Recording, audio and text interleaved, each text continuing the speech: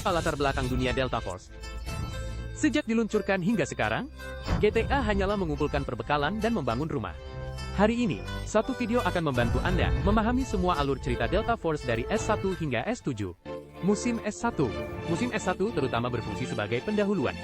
Menceritakan tentang orang-orang Ahsaroh yang diwakili oleh Saif, sangat membenci Ha'afek. Mereka percaya, Habik merusak lingkungan tempat mereka bertahan hidup dan membawa perang. Sementara itu, pemimpin Ha'afek yang diwakili oleh Lautai percaya bahwa Ha'afek membangun bendungan untuk mereka, mengembalikan keluar angkasa. Namun, Ahsaroh serakah dan menginginkan lebih. Konflik antara kedua belah pihak tidak dapat didamaikan. Akhirnya, agen GTA yang diwakili oleh Honglang turun tangan. Meskipun misi semua orang yang datang ke medan perang berbeda, hanya ada satu tujuan, yaitu melindungi orang-orang yang tidak bersalah di sini. Musim S2 perubahan besar. Aktor Zoya, Mai Xiaowen, Honglang, Lao Hei, Feng Yi, Ha'amak mengadakan konferensi pers otak komputer. Zoya menyamar sebagai reporter dan menyusup. Dia menemukan Dr. Prometheus, penanggung jawab otak komputer untuk bernegosiasi. Memintanya untuk tidak melakukan eksperimen pada manusia bersama Ha'afek, membantu kejahatan. Sementara Mai Xiaowen menggunakan senapan sniper di luar. Jika negosiasi gagal, segera tembak dan bunuh dokter.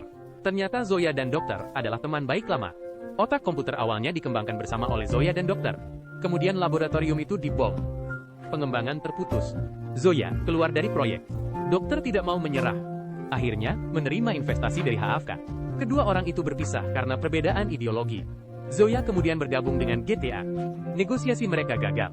Mai Xiaowen bersiap menembak dokter, namun bertemu dengan orang-orang dari pemimpin Ahsaroh Hamke. Merampok otak komputer di tengah kekacauan. Zoya melindungi dokter. Keduanya mulai melarikan diri.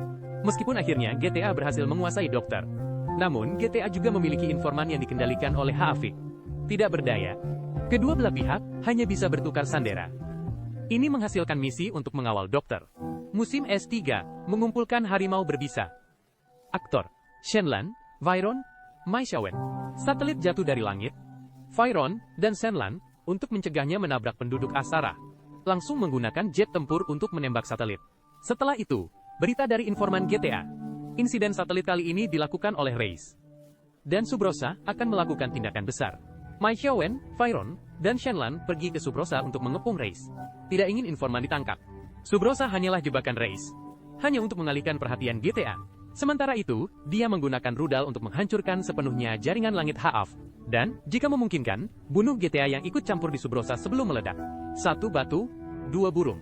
Pada saat krisis, Shenlan menggunakan perisainya untuk menahan ledakan, berhasil menyelamatkan Vairon. Mereka bertemu Mai Xiaowen yang sedang melakukan pengintaian di pintu. Namun, rencana Reis tetap berhasil.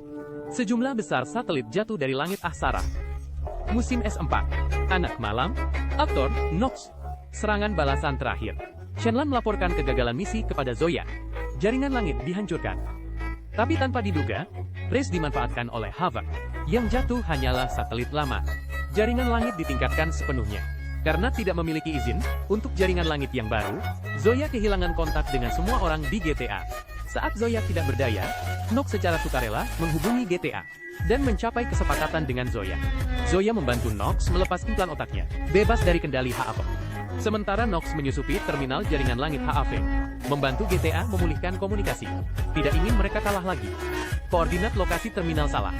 Tetapi Nox benar-benar memutuskan hubungan dengan Ha'afek di depan umum dan berpihak pada GTA. S5. Menembus dinding. Aktor Feng Yi. Luna, Lao Hei. Setelah gagal menyusup jaringan langit, Zoya harus mengambil risiko. Menghubungi Duya, orang dalam jaringan langit di penjara. Kedua belah pihak mencapai kesepakatan lagi. GTA bertugas menyelamatkan Duya dari penjara. Sementara Duya memberikan koordinat jaringan langit kepada Zoya.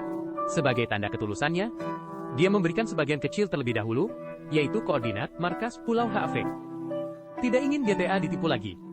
Duya sama sekali tidak ingin melarikan diri dari penjara, tetapi ingin memanfaatkan GTA untuk menarik perhatian sipir penjara, untuk menciptakan kekacauan. Kemudian membangun wilayahnya sendiri di penjara. Sementara itu, agen Ha'afek, Jifeng, juga tiba di penjara, bertanggung jawab untuk mengawal Duya. Sepasang teman lama lainnya, Luna dan Jifeng, bertemu secara kebetulan. Tatapan mereka berdua seolah beradu. Karena tidak ada cara komunikasi, GTA hanya bisa mundur pada waktu yang disepakati. Kedua orang ini pergi tanpa sempat bernostalgia. Musim S6 api berkobar. Aktor, Zoya, Honglang. Karena ditipu oleh Duya, koordinat jaringan langit masih belum ditemukan. Untuk memulihkan komunikasi, Zoya hanya bisa bersama Honglang mengalihkan target ke Mandelbrek jaringan langit Hafka. Tanpa diduga, ayah Honglang, teman baik Silverwing, menerima mandat dari Ahsorok, juga untuk Mandelbrek jaringan langit, dan menjadi yang pertama meraih kemenangan. Tidak ada pilihan, jadi rebut saja.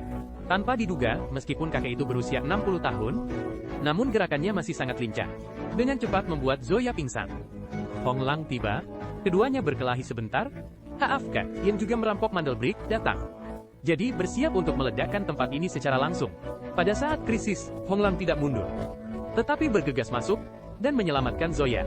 Akhirnya keduanya berhasil dievakuasi.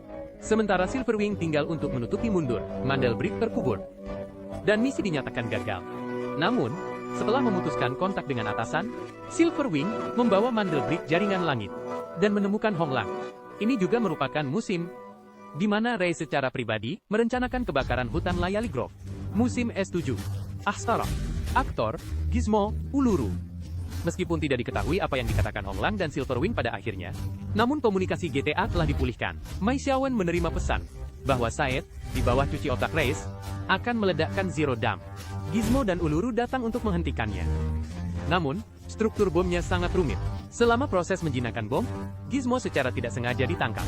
Setelah serangkaian persuasi emosional dan rasional, Said melepaskan bom dan membebaskan Gizmo. Meskipun bendungan itu akhirnya tidak meledak, tetapi iblis tua itu menipu rubah Ray. Dan tidak akan berhenti di sini. Duya juga dikonfirmasi bekerja sama dengan Race. Akankah Ahsorok menghadapi kekacauan baru? Itu tergantung pada plot musim depan. Saya Xiaoge.